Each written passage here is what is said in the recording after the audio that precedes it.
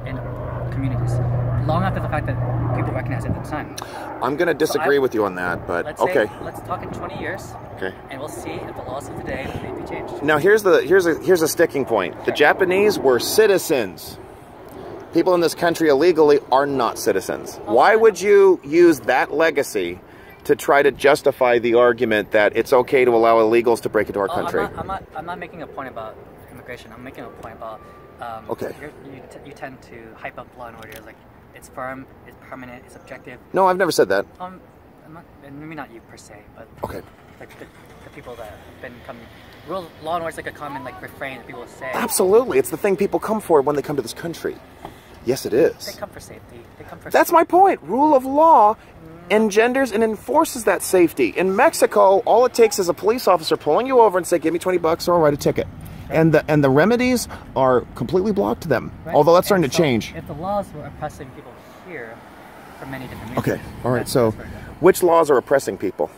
Oh, I don't know. There's a lot of stuff on mass. You missed my. I have a whole speech on mass incarceration. You were practicing it. Oh yeah, we were here since 11. Okay. So, what's one law that's oppressing people? Oh, I would definitely look into the mass incarceration in this country. Okay, what law? It's not like one law. It's like a system of control. Choose one law. It should be easy to choose.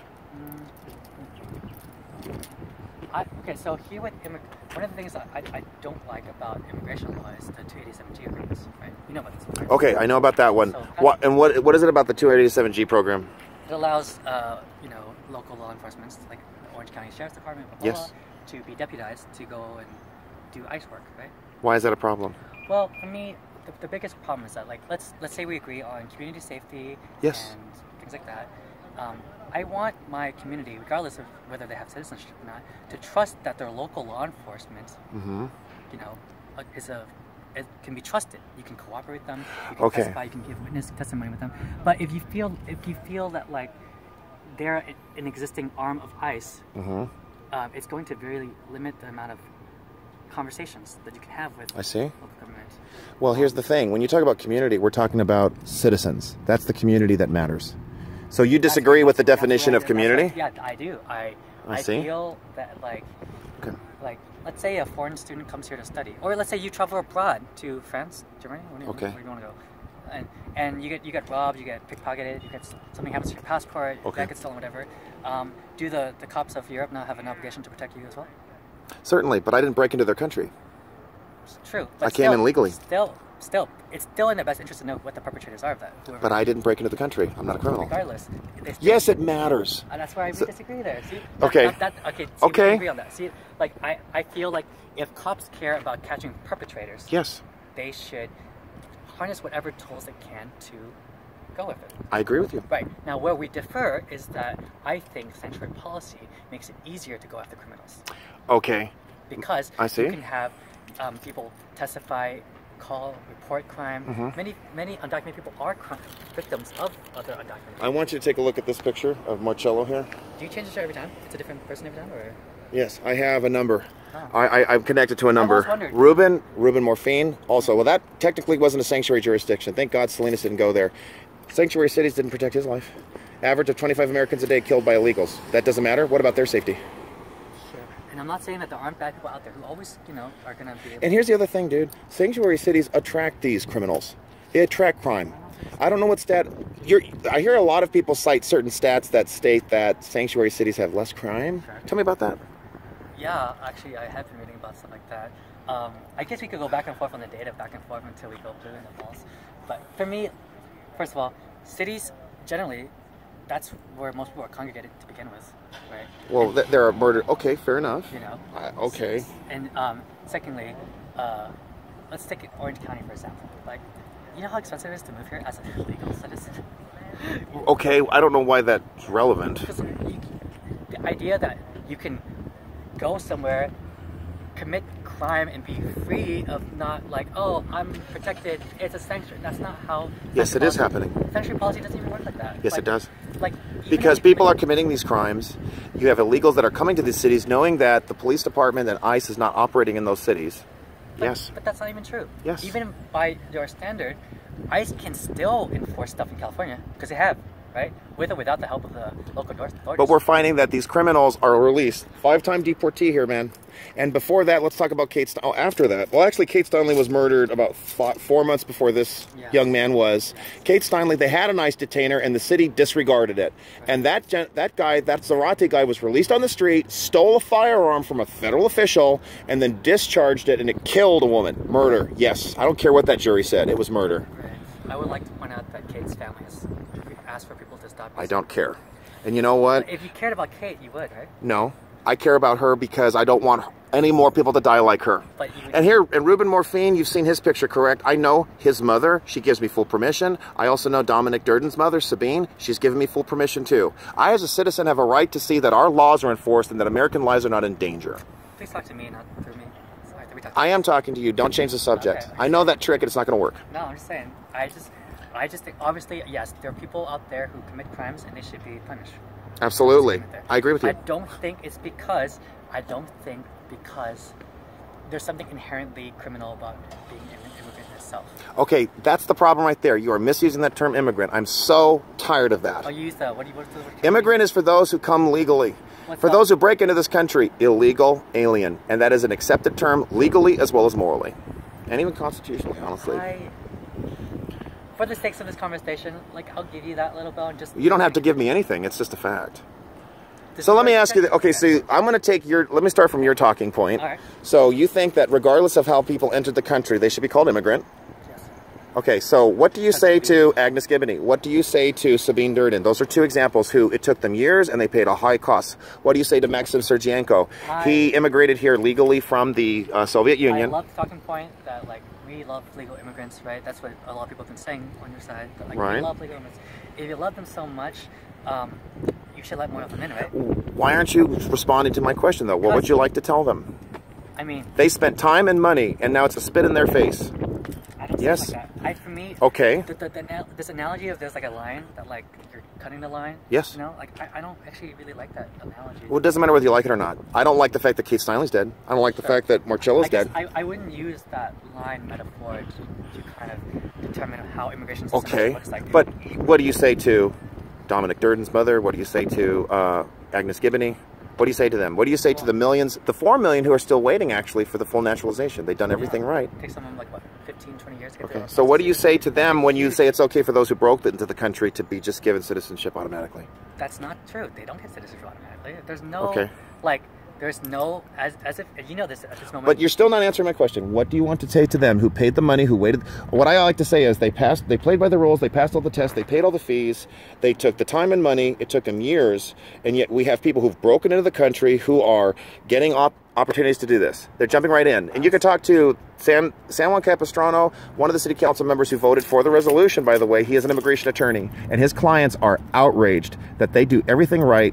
The money, the time, the resources, and people are cutting ahead, breaking into this country, demanding amnesty. Some people clearly, obviously, have the resources, the time, the capacity to, engage with the legal services and go that way and wait like 20 years or whatever to get into the system. Some people, a lot of people in the world do not have those economic. Especially when you're thinking if there's guns behind your back, if you've got corruption or people are coming after your family or whatever reason, if you live in a war zone or some type of, like, you're not going to have that rational, like, okay, we're going to wait 10, 15 How do you know that?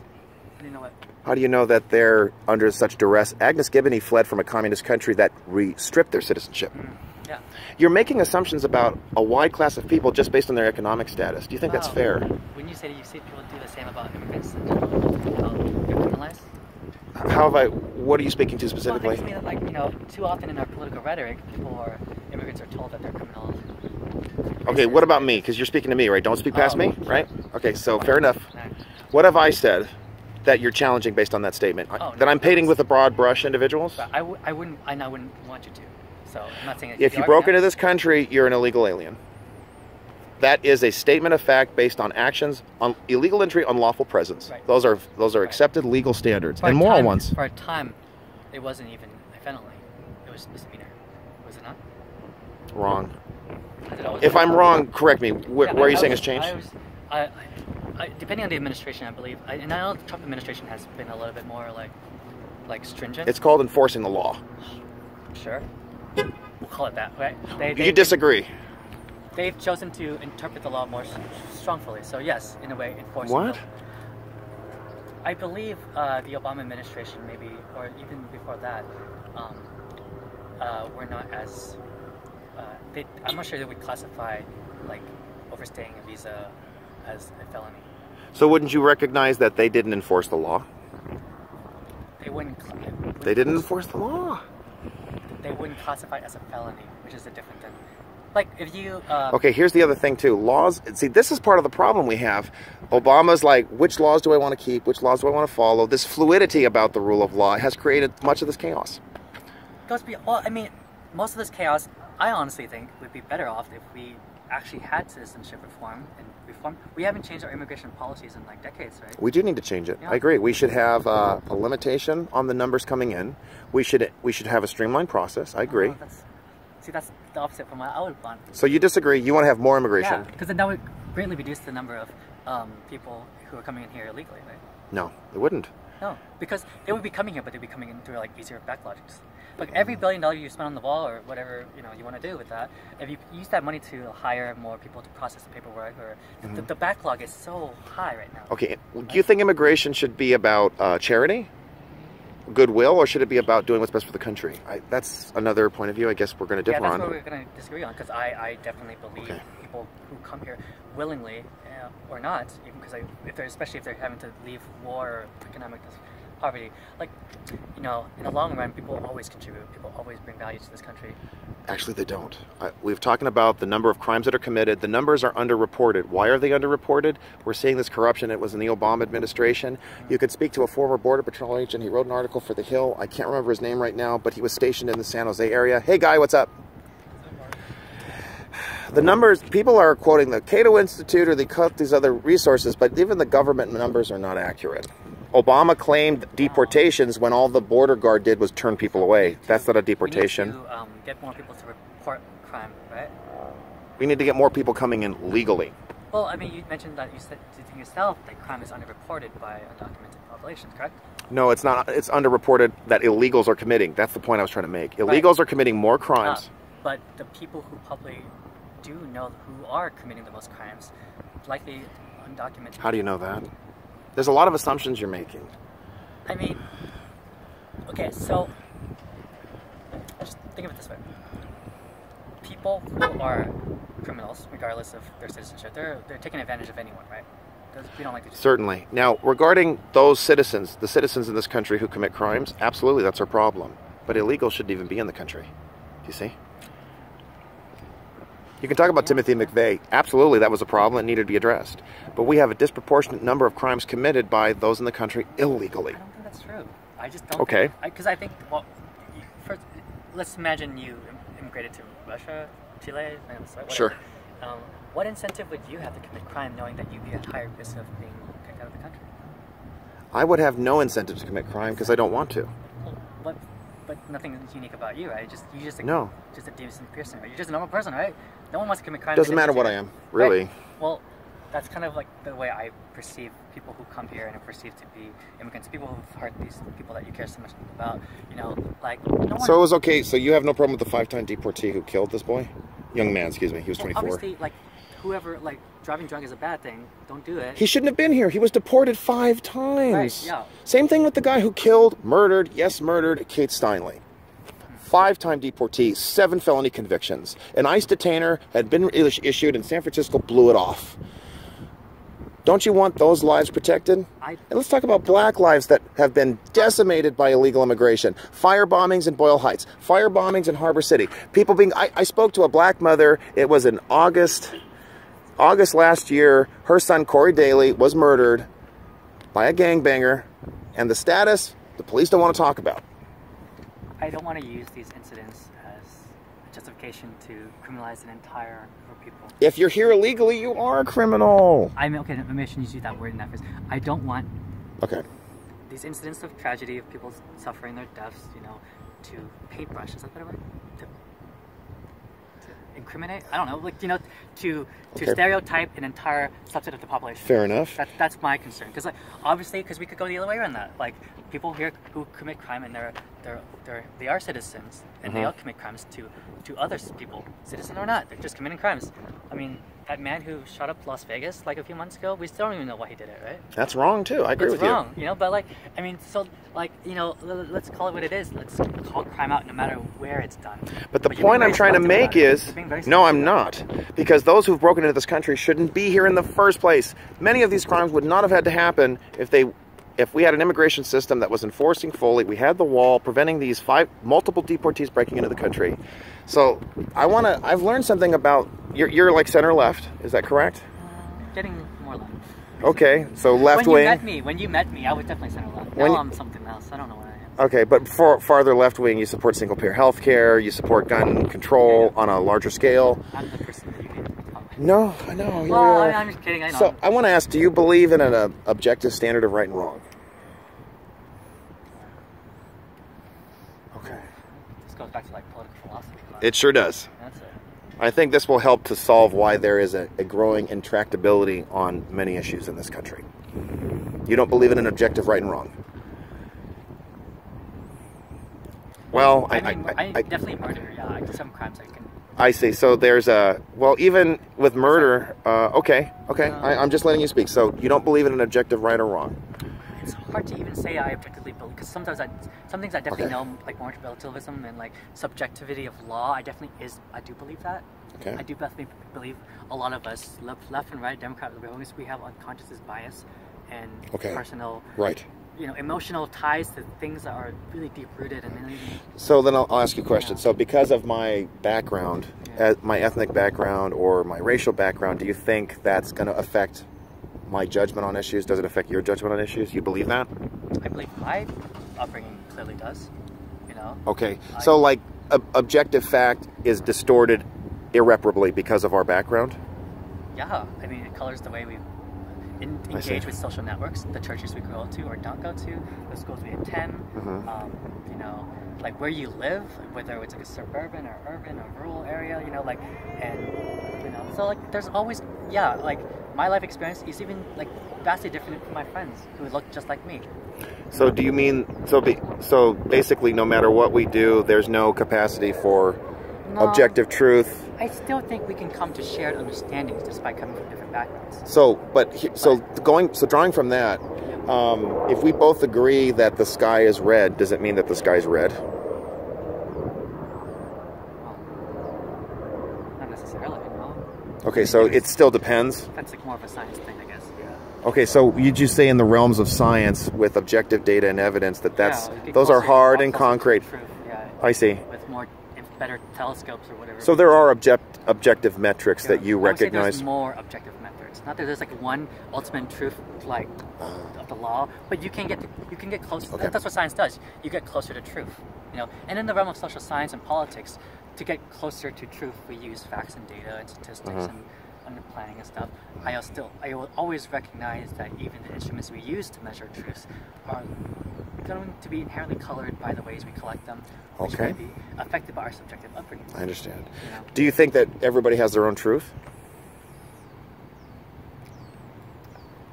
In a way, but it doesn't mean that you can't combine them with other people. And like collective, like communities, even religions, church, they collectively define their own truth, right? So this is getting really off the rails, Arthur. I'm not used to a conversation with this. Really? Well, I mean... I hope you're not uncomfortable. Notice how I'm listening more than I'm... Yeah, that's interesting. Yeah. Right now. This is good for you. I think it would be something to consider, those standards you just outlined. Do you feel that it's wrong to discriminate? Like, in a general sense, recognizing right from wrong in issues, we should spend more time trying to just be inclusive and not worry about right and wrong? I'm not made for those big, sweeping declarations of... Gotta put some thought into that one. Okay. For me, just so you're completely clear, when I come to these things, when I talk about these issues with my groups and stuff like that, I'm, for me, always conscious of the role of race and culture and different backgrounds, and how even the law and policy affects people differently. You know, Not to saying, not saying, and so that's why, you know, for me, like, it's upsetting when, not upsetting, maybe that's not the right word. It's frustrating to see how a lot of people even want to discuss race, or, you know, or, and it's, I've seen like the way some of the council members will like say, I'm not a racist, I have friends of color, black friends, brown friends, you know, and it's like they're more aggrieved at being called a racist rather than addressing the actual issue itself. So what's the issue? Well, for me, I truly believe, and you're free to disagree, that immigration policy, the way we've constructed it since the dawn of time, has always been racially constructed in a way that... Okay, in this country it's racially constructed? I mean, all countries, really. Well, let's talk about the United States. Yeah, yes. Just to make it clarify. Yeah. So, how is it racially constructed? Always, I mean, going back to like... So we take more people from certain areas of the world? Or we actively dissuade others from other types of... It goes both ways. Like, we dissuade others from coming, from certain people, and then we implicitly encourage others from coming. The 1965 policy that was passed by the Kennedy... I know Ted Kennedy, I don't know who the other one was. It was Lyndon Johnson. LBJ signed off on it. He was in the... Because this was 65, so he was president. Yeah. This is something that vastly opened up the numbers coming from other areas. Right. So you feel that if somebody comes from a certain area of the world, they should be allowed to come in no matter what. But if they come from another part of the world, they shouldn't. No, I mean, I'm not the mentality that we shouldn't have, like, racial quotas. We should, but in a way that we do, like in a way we've always encouraged people from different countries to come forth. Okay. So that's why that's my point. Like, I would like a more equitable way of people coming to this country regardless. So we should have like 25,000 from each country? I'm not. I mean, some countries are bigger than others, so it's kind of like you got to figure around. And what about? Do you feel that all cultures are the same then? In a way, well, not the same as that. Like they're like identical. They have equal value. Yes, I do. Really? Yeah, I mean that's the whole point of like. That's what motivates you in part.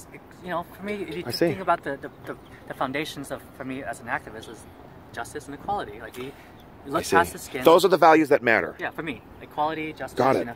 And so when I'm trying to, obviously, the work is built on a foundation of people are equal, regardless of whether we're Democrat, Republican, Trump or Hillary. Not Trump. Whatever. But like black and white, citizen and non-citizen, felon or non-felon, whatever. Like inherently deep down, there's some deeper human connection. I want to remember, like all men are created equal. Yeah. I mean, mankind. So let me ask you this: part of my constitution. in the Islamic world, women's testimony is treated as half of a man's. Yeah. A man can divorce a woman by saying, "I divorce you 3 times." Yeah. Women are, when they're the victims of rape, and they want to testify, their testimony is usually excluded, and they're ultimately beaten. Does that demonstrate equity? No. So would you not agree that that's a culture that is less ideal? I wouldn't paint the entire culture based on just that one aspect. But a culture means there's a set of traditions and trends that are militantly opposed to what you care about. You know, I do care about women's equality. And they don't have that in Islamic countries. But I wouldn't go that step and kind of paintbrush all of Islam as like a monolithic culture that is not changing in its own ways. When you look at the history of Islam and how it's also developed since then, you see there are different sects, different traditions, different flavors of it. What I can inform you about, whether it's Wahhabi, whether it's Shia, whether it's Sunni, women's testimony is treated as half of a man. That is Sharia. And the goal with Islamic countries is to promote Sharia, which devalues women. So that's against that's the culture. Culture isn't just individuals. There are individual Muslims that militantly, I've met progressive Muslims, I've interviewed them. But Islam, we're talking about culture now, just as individuals. You're seeing a system of values that have been passed down over time that are drastically unequal. So wouldn't you agree, just strictly looking at that, so you have in the American culture, there's an active element to allow women to have freedom and opportunities on a massive scale. A woman even ran for president even though she lost. Remind me of yes, about that. So, but my point is, wouldn't you agree that in the American culture, women have so many opportunities versus these Islamic cultures where they don't? I think... Would you recognize that? I wouldn't frame it that way. Because I think there are conservative, and maybe this is not the right way to say liberal conservative. I think there are traditions in any culture, American culture, Christian culture, Islamic culture, whatever it is, that have always traditionally, tried to hold back the time. Hey, I was looking for you. Good. Oh, we're meeting over there. Okay. They told me to Do you think that the Christian culture teaches like subjugation of women? Not all, but that's not my point. Like my point is within every culture, and I'm going to use this word culture, there's always going to be elements of that tradition that are going to lean towards the more like retroactive. This is my response to that. Within Christianity, there's nothing in the Bible that justifies a woman's testimony being treated as half of a man, or that a man can divorce his wife by just saying, I divorce you 3 times. But there are also things of Christian, logic that are... Like what? Well, the stuff on the LGBT stuff is pretty not cool. Okay, so on the women's issue, you recognize stark differences. Honestly, I'm not a expert on like theology, on Christian theology. I don't want to go into stuff that I'm not. I see. Just to be fair to my Christian about LGBT, I have my LGBT shirt. I gotta show it to you. One at a time, Arthur. I gotta get back to my. Okay, well, thanks, Tim. Arthur, like. Everybody, I'm shaking hands. It's weird that we can talk when no one's here. Oh, I can talk like this when there's lots of people here. They want to scream at me. I got attacked in Aliso Viejo, man. I didn't incite that. Doing what? I mean, how you like 2 years ago when I met you, like you were doing this, like this. Actually, it was. Well, the ball got rolling in that was 2015, right? When I met you in like late 15. No, I met you in early 16. It was April 2015. Yeah, April 16. Was it? No, it was 2016. You're right. I'm sorry. The primary just started. Yes. Before that, I started paying attention to how absolutely reckless the Sacramento was. They were giving, they were taking taxpayer dollars and giving health care to illegals. What Ricardo Lara was doing with that program, it was beyond outrageous to me. And then I saw what happened to We the People Rising. I followed up on that story. I got in touch with the leadership, and then we reconnected in Huntington Park.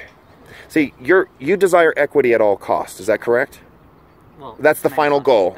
We want. The goal is equity of results. Yeah. And what I'm demonstrating or showing to you is that it's producing radically unequal outcomes.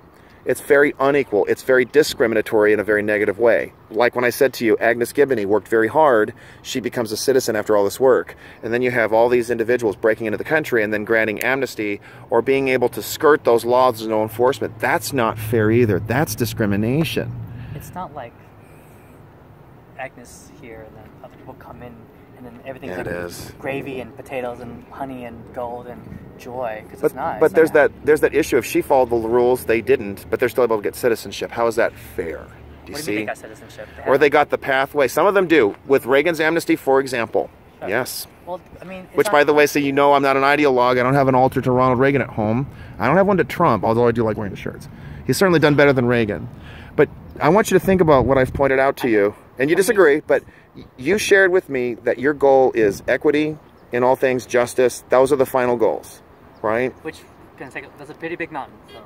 Sure. I'm just saying that the outcomes that are producing from these processes or these attainments are creating more unequal outcomes. I would never like to frame it that way because... I'm sorry I changed the subject on you, but I appreciate it. So you're saying what's changed is that I saw this manifold lawlessness happening, and I got fed up with it, and I realized I just can't sit back and do nothing. And so We the People Rising was a goal, and then the president started speaking out on issues I cared about, although I was a Christian supporter at the time. I remember that. And you were willing to listen to me, and I hope I wasn't misquoting you. I wasn't trying to embarrass you in front of everybody. You respected what I was doing. Respecting my point of view doesn't mean you agree with it. Yeah, it's like, who the fuck comes out to these things? You know, like, why would you? Did you see them get around me? The ladies tried to shut me down. They pushed at me. Do you remember? I don't know if you saw that. I wasn't there for that one. Okay, that's fine. That's all right. I do know that like some of the people who come to these things, they kind of, I know all sides, the ones who aren't as experienced can be a little passionate. And I did. I think in terms of like just rules of conduct for both of us, and to tell our friends just to like. Okay. Low attention. Would you like, so the standard you'd like is that we can talk like this with lots of people listening? Because you think I'm different when there's lots of people watching? I definitely think you're different when there's more people around. I'm going to just show everybody that there's nobody here right now. I know. But like, I would never come to, like, say, you know how you came to Irvine and Irving Walters' office? Yes. I would never talk to you then, because that was not civil. You came with your sirens. You came specifically to disrupt our own message. Yes. Yeah, I'm like, that's not being civil. I'm not gonna give you because that's how irate I've become about this issue. Sure, and you're welcome to feel how you feel. Yeah. But it crosses a line when you're actively trying to ignore, listen, shut down what we're trying to say to each other. Because we weren't there to talk to you. We were there to just talk to each other. And we're there to represent the millions upon millions of American citizens who are fed up with our immigration laws disposed. You can represent that. Yeah. You can show up. And people do it vice versa too. You're welcome. But I'm never going to bother myself going to a Trump town hall, whatever you do. Why not? You should. It's more important for me to spend time organizing my side, you know? It's more important for me. Like, the type of conversation I would love to have with, like, more people happens in, like, quiet spaces. How about, like, what we're doing now? Yeah. Like, when it's, like, less tension, less stakes in the line. I'm willing to do that. So, when there's lots of people and you have a moment tonight, I'll show up. That's my point. Like or whatever. There's a performative aspect to it. I'd much rather enjoy talking to people one-on-one on the side. No cameras, nothing on the side. Because it's a bit more like, okay, we're just two people here, just trying to get along. Part of the reason I do record, well, first of all, I have to do it for my safety. You saw what happened, and I'm not afraid of you. That's part of it. The other thing is, other people need to see. This is what has to start happening. People have actually told me, thank you for doing what you do, because it helps me to speak out and to talk to people. I understand. And you're an activist too. You have your base. You have, people that look up to you. Yeah. Way. And so I understand there's like a performative aspect to these rituals. It's all symbolic at the end of the day. These, like Westminster City Council, like I don't know how it's gonna go. I actually have an idea. But like for me, like how do you think it's going to go? Well, I mean, you have more Republicans here, so like I can't imagine. Okay. So politics is an adjudication of power. Yeah. But for me, like I'm trying to rally up my base, trying to remind my community's color, like, hey, this stuff is happening. Do you know why it's more Republican here? Why do you think? Well, the Vietnamese here. So. Why are the Vietnamese more Republican? Do you not really know? Are you trying? Well, I want to know if you know. I want to know what you know. Oh, I know. You are Vietnamese, correct? Yeah, correct. So mom and dad were Republican? Oh, no. They were Democrat? Okay, that's fine. My mom was like not really... She's not involved. Why are they more Republican? What do you know about that? Vietnamese, I mean, there's a lot of loyalty to the Reagan administration because that's the administration they remember the most. And also Gerald Ford was the president after Nixon, who political leadership at the time was like, they felt like guilty about like the whole war thing, so like a lot of them like let us in. Okay, you know that Jerry Brown wouldn't allow Vietnamese in. Okay, so know about that. I talked to a Vietnamese. It was during the Tet celebration. Ed Royce used to represent Westminster at the time. So this was 2003. You know what he told me? Yeah. He said that the Democratic Party reminded him too much of the communists. Of course. Yeah. So I mean, so you are aware of that? Of course I'm aware of that. What do you say to that, though? I'm working on it.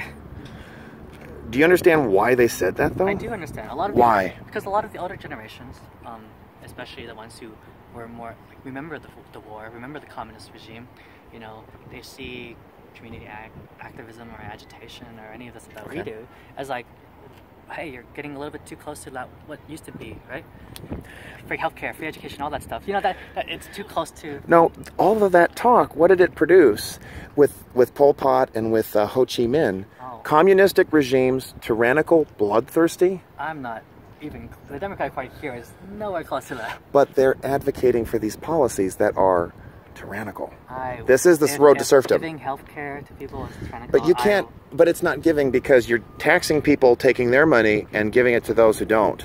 That's force, and that's what the Vietnamese experienced on an everyday level. That's why they fled. That's why the state senator she knows about it. That's why she got kicked off the floor. Do you remember what happened to her?